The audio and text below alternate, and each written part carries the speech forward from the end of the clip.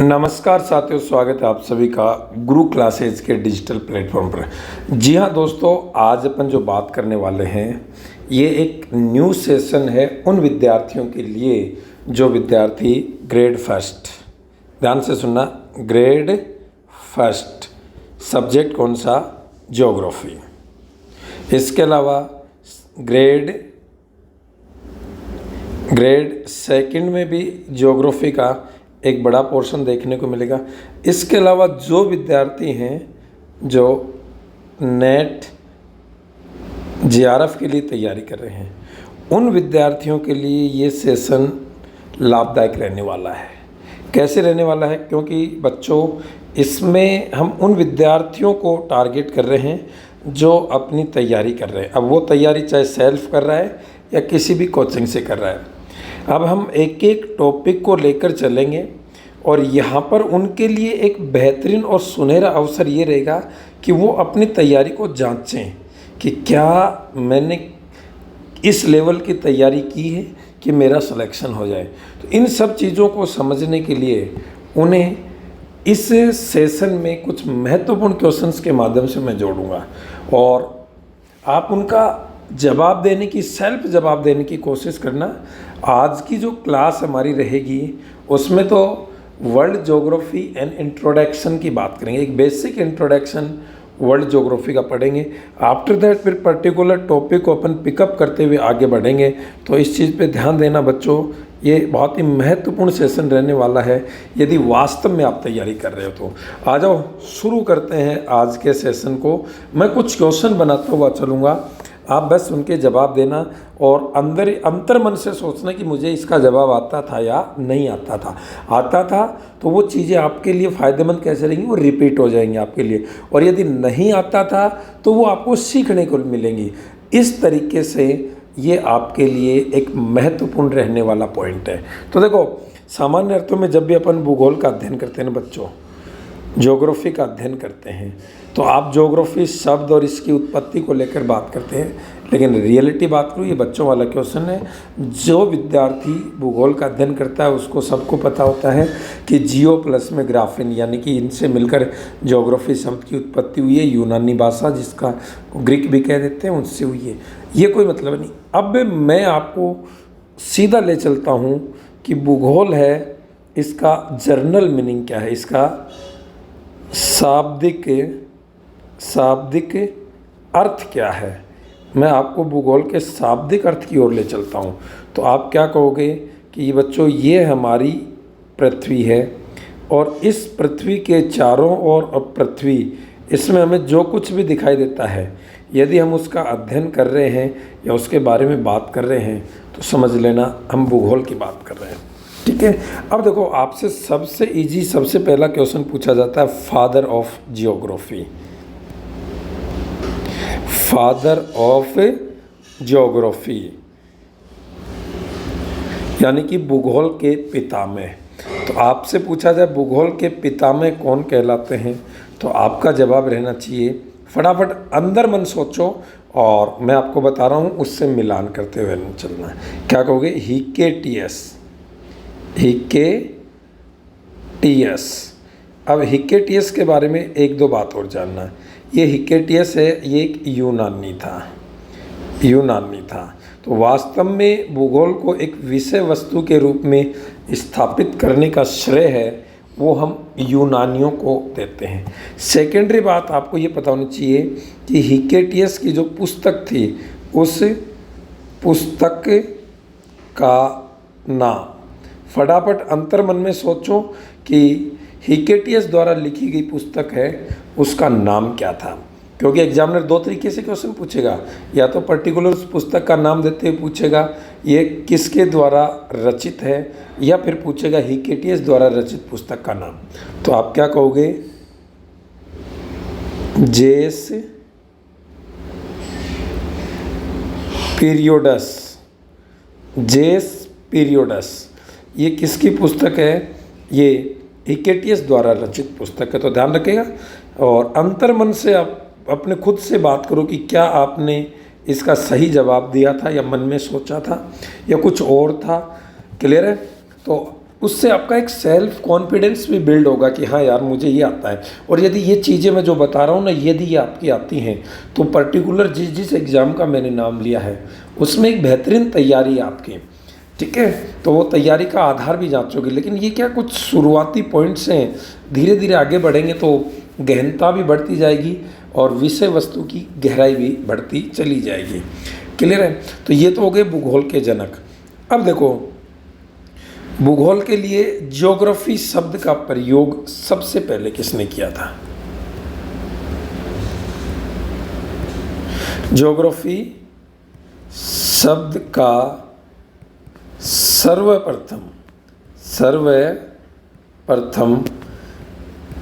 प्रयोग बताओ किसने किया था? तो सेकेंडरी क्वेश्चन आपके सामने यही आता है कि ज्योग्राफी शब्द का सर्वप्रथम प्रयोग किसने किया था? तो आपने अंतर्मन में खुद को जवाब दे दिया होगा कि भैया वो व्यक्ति था। अब आप उसका मूल्यांकन कर लो। इरेटोस्थनीज।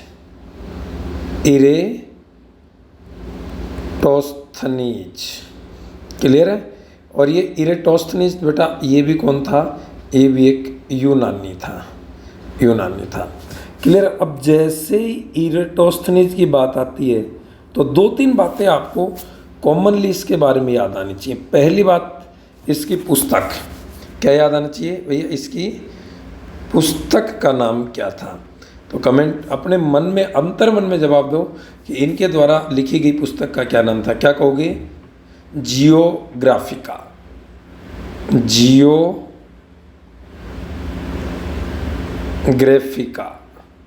ये पुस्तक थी। और ये पुस्तक किसने लिखी थी? इरेटोस्थनीज ने। क्लियर है। अब जब इरेटोस्थनीज की बात आती है ना बच्चों, तो एक बात और दिमाग में आनी चाहिए आपके। वो क्या आनी चाहिए? उस पर भी आप ध्यान दो।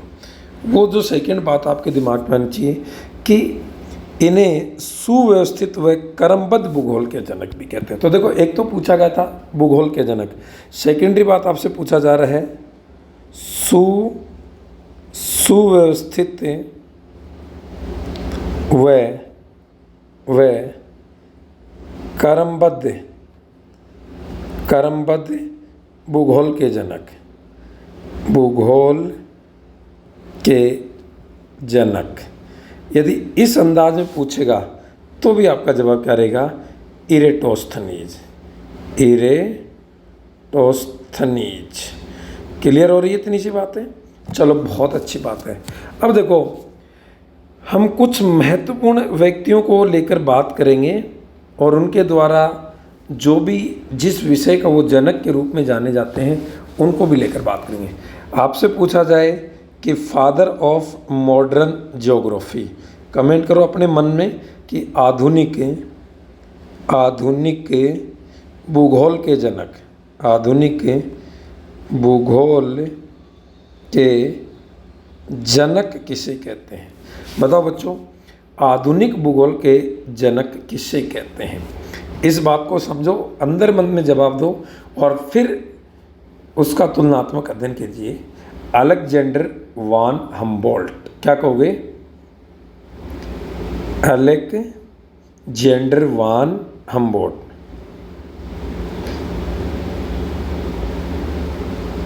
Alexander von Humboldt. चलो, जैसे ही आपके सामने ये नाम आया अलेक्जेंडर वॉन हम्बोल्ट, तो मेरे हिसाब से बच्चों इसको लेकर आपको दो तीन बातें ज़रूर याद लानी चाहिए। बताओ बच्चों, कमेंट करो फटाफट। अलेक्जेंडर वॉन हम्बोल्ट, जिसे हम आधुनिक भूगोल का जनक कहते हैं, इनकी पुस्तक का नाम क्या है? पुस्तक बताओ कमेंट करके, अपने अंतर्मन में कमेंट करो और कोशिश करो तो आप कमेंट बॉक्स में भी इसका जवाब दे सकते हैं। या इसका प्रसिद्ध ग्रंथ, पुस्तक कहो या उसे ग्रंथ कहो, क्या कहोगे? कॉसमॉस। तो बताओ, क्या आपने यही सोचा था या कुछ और सोचा था, या सोच रहे थे कि मुझे पता ही नहीं यार ये इसने कौन सी पुस्तक लिखी? तो सेकेंडरी बात, आधुनिक भूगोल के जनक अलेक्जेंडर वॉन हम्बोल्ट, इनकी पुस्तक का नाम क्या है बच्चों? कॉसमॉस है। यहीं से क्वेश्चन पूछ लेता है। अब जैसे ही अलेक्जेंडर वॉन हम्बोल्ट की बात आती ना, तो इसे विश्व में पारिस्थितिकी तंत्र का जनक भी कहा जाता है। Very very important one. विश्व में पारिस्थितिकी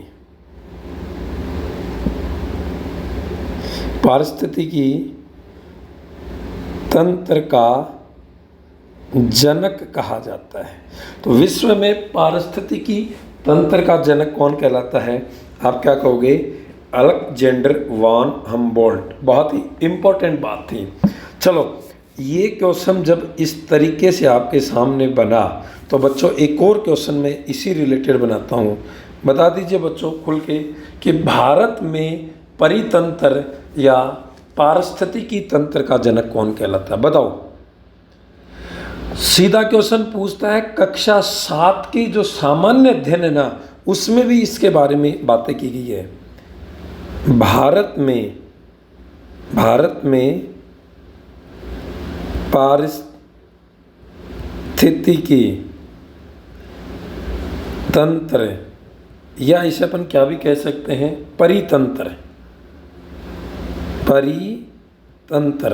जैसे ये परितंत्र शब्द सुनते हो ना बच्चों, तो आपके दिमाग में खुद ब खुद एक बात आती है कि यार जो कक्षा 7 की ज्योग्राफी है ना, सामान्य अध्ययन है ना, उसमें पहला ही चैप्टर ये आता है पर्यावरण का। उसमें इस शब्द का प्रयोग किया गया है। भारत में पारिस्थितिकी तंत्र या परितंत्र का जनक बताओ कौन है? यदि तैयारी है तो जवाब दोगे, नहीं है तो इससे बेहतर कहीं भी आपको कुछ मिलने वाला नहीं है। तो क्या कहोगे? रामदेव मिश्र। कौन है भारत में? कौन है? रामदेव मिश्र। ठीक है, रामदेव मिश्र। चलो, बहुत अच्छी बात है। और जैसे आपने पढ़ा ना कि भैया आधुनिक भूगोल के जनक अलेक्जेंडर वॉन हम्बोल्ट, इनकी पुस्तक कॉस्मोस विश्व में पारिस्थितिकी तंत्र के ये जनक कहलाते हैं। और भारत में परितंत्र या पारिस्थितिकी तंत्र के जनक हैं वो रामदेव मिश्र हैं। एक बात और ध्यान रखना, हम्बोल्ट ही वो पहला व्यक्ति है जिसने पैनामा जल संधि या के आर पार पनामा नहर बनाने का विचार दिया था। Very good. पैनामा नहर। तो मेरे हिसाब से आप सभी विद्यार्थियों को इतना तो पता होगा कि पैनामा नहर ये किन 2 महाद्वीपों को अलग करती है और किन 2 महासागरों को जोड़ती है। तो आपके दिमाग में कौन कौन से 2 ऐसे महाद्वीप हैं उनको अलग करती है? तो क्या कहोगे? नॉर्थ अमेरिका और साउथ अमेरिका। इन दोनों कॉन्टिनेंट्स को ये अलग करती है। लेकिन ये पैसिफिक ओशियन और अटलांटिक ओशियन यानी कि प्रशांत महासागर और अटलांटिक महासागर को आपस में जोड़ती है। और इस पैनामा नहर को लाने का सर्वप्रथम विचार किसने दिया था? क्या कहोगे? अलेक्जेंडर वॉन हम्बोल्ट ने दिया था। किसने दिया था बच्चों? अलेक्जेंडर वॉन हम्बोल्ट ने दिया था। ठीक है, इतनी सी बात भी यदि आपने पढ़ाई की है तो मेरे हिसाब से आपके दिमाग में होगी बच्चों। ठीक है, एक मिनट रुको। हाँ, अपन इसको लॉक कर देते हैं। अब सुनो, आगे बढ़ते हैं बच्चों। तो कितनी तैयारी है देख लेना बेटा। आगे बढ़ जाए। अच्छा, अब देखो भूगोल है ना, भूगोल इसको मोटे रूप से 2 शाखाओं में बांटा जाता है। मोटे रूप से 2 शाखाओं में, इतना तो आपने अध्ययन किया होगा। एक तो फिजिकल ज्योग्राफी और दूसरा ह्यूमन ज्योग्राफी। एक तो भौतिक भूगोल और दूसरा मानव भूगोल। ठीक है, फिजिकल ज्योग्राफी और ह्यूमन ज्योग्राफी। भौतिक भूगोल है, फिजिकल ज्योग्राफी है ना, ध्यान रखना, और ह्यूमन ज्योग्राफी मानव भूगोल। इसकी फिर बहुत सारी अलग अलग शाखाएं निकल के आती है। जैसे भौतिक भूगोल में आप पढ़ते हैं भूगणितीय भूगोल, जैव भूगोल, स्थलाकृति भूगोल, सॉइल्स ज्योग्राफी मृदा भूगोल है, क्लाइमेट यानी कि जलवायु विज्ञान है, सामुद्रिक विज्ञान है, पारिस्थितिकी भूगोल है। उसी तरह से मानव भूगोल में भी बहुत सारे पॉइंट्स आप पढ़ते हो। सांस्कृतिक भूगोल है, आर्थिक भूगोल है, जनसंख्या की भूगोल है, प्रादेशिक भूगोल है, आवासीय भूगोल है, ये सब आप ह्यूमन ज्योग्राफी में पढ़ते हो। लेकिन यदि भौतिक भूगोल के आपसे जनक पूछा जाए, पितामह पूछा जाए, तो बताओ कम अपने अंतरात्मा में कमेंट कीजिए या आप नीचे दिए गए डिस्क्रिप्शन में कमेंट करके बताइए भौतिक भूगोल के जनक कौन कहलाते हैं। क्या कहोगे? दे दिया होगा मेरे हिसाब से जवाब। अब मेरा सुन लो, क्या कहोगे? पोलिडोनियस, पोलिडोनियस। इज इट क्लियर है? और सेकेंडरी बात पूछा गया था ह्यूमन ज्योग्राफी, मानव भूगोल के जनक कौन है? तो क्या कहोगे? फ्रेडरिक रेटजेल, फ्रेडरिक रेटजेल को कहते हैं। क्लियर है? ये दो बातें और क्लियर होनी चाहिए थी आपकी। अब देखो कुछ इस तरीके के क्वेश्चंस कर लेता है आपके सामने एग्जामिनर, ये नेट में बहुत बार या फर्स्ट ग्रेड में भी पूछ लेता है। आपसे पूछता है कि आराम कुर्सी वाला भूगोलवेत्ता की उपमा किसे दी गई है? बताओ। आराम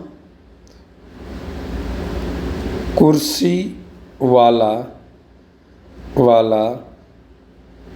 भूगोलवेत्ता, आराम कुर्सी वाला भूगोलवेत्ता, इसकी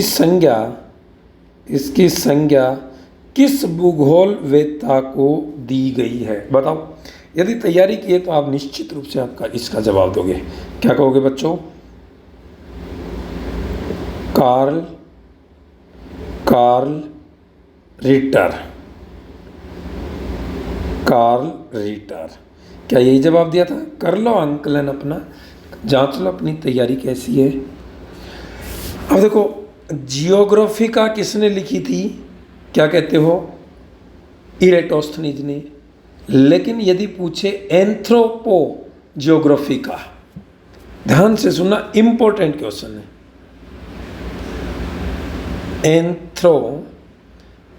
एंथ्रोपो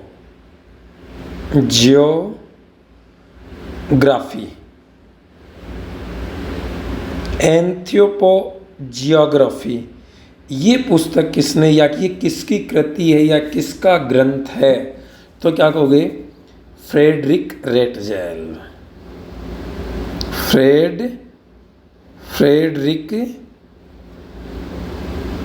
रेटजेल। और जैसे ही आपके सामने बच्चों फ्रेडरिक रेटजेल का नाम आता है तो फिर दिमाग में आता है अरे ये तो वही व्यक्ति है जिसके बारे में थोड़ी देर पहले मैंने बात की थी। इसे तो हम ह्यूमन ज्योग्राफी का पितामह कहते हैं। तो ह्यूमन ज्योग्राफी के पितामह फ्रेडरिक रेटजेल की जो कृति पुस्तक है उसका नाम क्या है? क्या कहोगे? Anthropo geography. क्लियर हो रहा है कुछ? देखो क्लियर यही है बेटा कि आप मेरे क्वेश्चंस को सुनोगे, अपनी अंतर आत्मा में आप जवाब दोगे, तो देन आप निश्चित रूप से आपको एक कॉन्फिडेंस आएगा कि यार तैयारी तो है। और यदि जवाब नहीं दे पा रहे हो तो कम से कम सीखने का मौका मिल रहा है। दोनों तरीके से आपको फ़ायदा है। ठीक है? अच्छा, आपसे पूछा जाए विश्व ग्लोब का निर्माता, बताओ। विश्व, बेसिक इंट्रोडक्शन की बात कर रहा हूँ अभी तो। विश्व ग्लोब के निर्माता, ज्योग्राफी की तो अपन एक एक बत्ती है ना निकाल के रख देंगे। बताओ, यदि आप जवाब दे रहे हैं तो कॉन्फिडेंस बढ़ेगा आपका। क्या कहोगे? विश्व ग्लोब के निर्माता मार्टिन बेहम। क्या यही जवाब था आपका? बट सोचो, मार्टिन बेहम। क्लियर है? कर लो अंकलन, इससे बेहतर कुछ नहीं है। विश्व मानचित्र के निर्माण कर्ता, विश्व मानचित्र के निर्माणकर्ता। तो विश्व मानचित्र के निर्माणकर्ता कौन थे, बता दो। विश्व मानचित्र के निर्माणकर्ता, सोच लो, मन में जवाब भी दे लो और फिर मेरे वाले जवाब से तुलना कर लेना। क्या कहोगे? एनेक्सीमेंडर।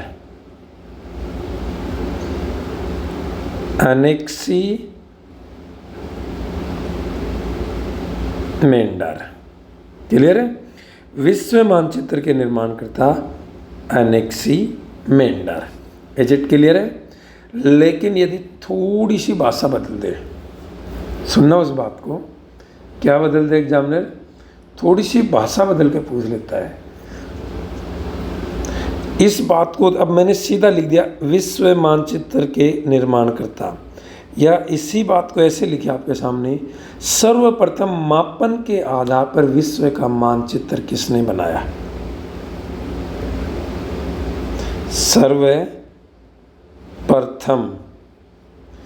मापन के आधार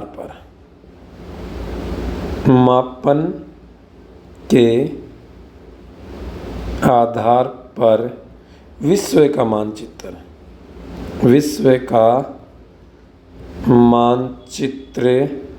किसने बनाया? बताओ। सर्वप्रथम मापन के आधार पर विश्व का मानचित्र किसने बनाया? देन भी आपका जवाब क्या रहेगा? एनेक्सीमेंडर।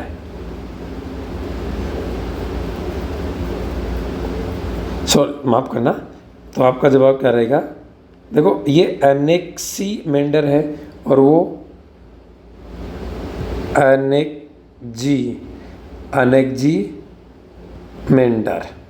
ठीक है? तो इसी तरीके से आप इसका तुलनात्मक अध्ययन करते हुए बात कर सकते हैं। अब देखो, ये कुछ बातें होने के पश्चात हम कुछ और महत्वपूर्ण बात आपसे करेंगे। एक एक बात को आप समझना। हम बात करते हैं आपके सामने खूबसूरत से क्वेश्चन को लेकर। आपसे पूछा जाए भौतिक भूगोल के जनक कौन थे, तो क्या कहोगे? इरेटोस्थनीज। ठीक है? अब देखो, आपसे पूछा जाए किताब उल हिंद,